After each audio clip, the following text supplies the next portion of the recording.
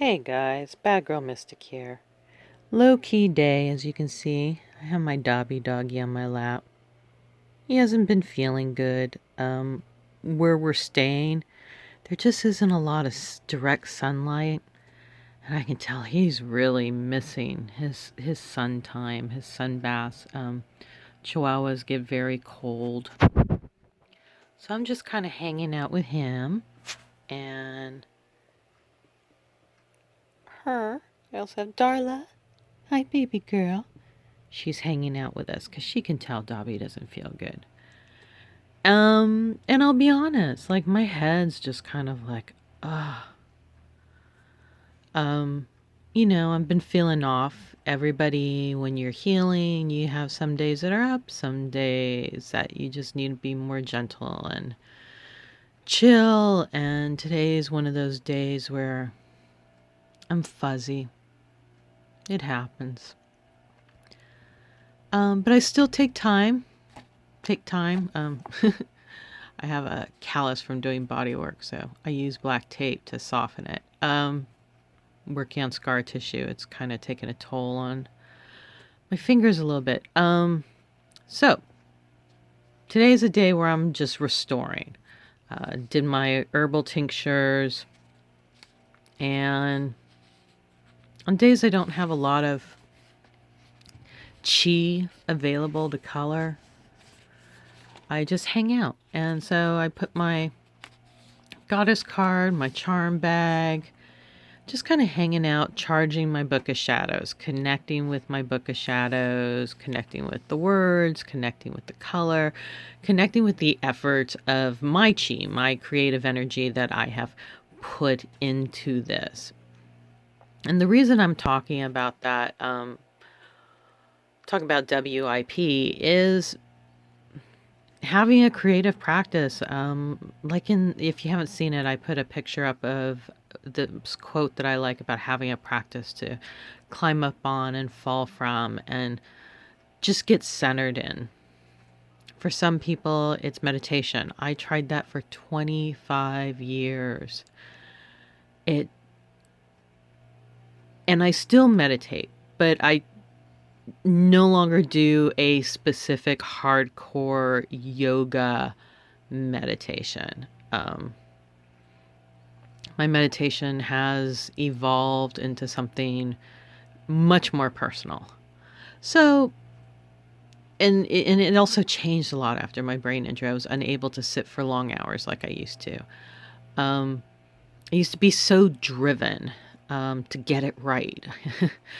I studied all this different stuff about human alchemy because I wanted to find that key to unlocking the hyper vigilant survivor brain, to find some calm and peace within myself and to build more chi. It seemed like I was always tired or always pushing myself to the edge. And a lot of that has to do also with how the women in my family were brought up, and it was self-sacrifice and going without sleep and going without eating and doing for others and putting yourself last. That was what was not so much rewarded, but everyone would say, oh, look at how unselfish they are. And, and that was supposed to be your big, this is what a woman was, kind of thing. That's what's successful as a woman, is to be self-sacrificing. I like how my little owl turned out. Yeah, and I always knew that at some point I had to take care of what was going on. I like the button in Moon too. I had to take care of what was going on with me, and I had to find something that works. And I found a lot of things that kind of work and a lot of things that don't work. But one of the things that keeps coming back to is, what are your experiences? What is your unconscious, like, go-to, just kind of that thing that just kicks in? And for myself, like I said, I find myself rushing through anything I do for myself.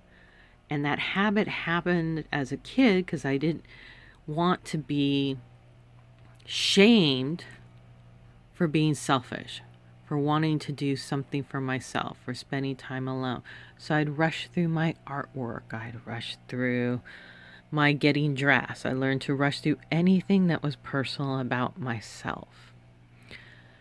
And this rushing on top of any trauma is going to just wreck your nervous system. So, or I would push when on days like this when I didn't have chi to do what I need to do.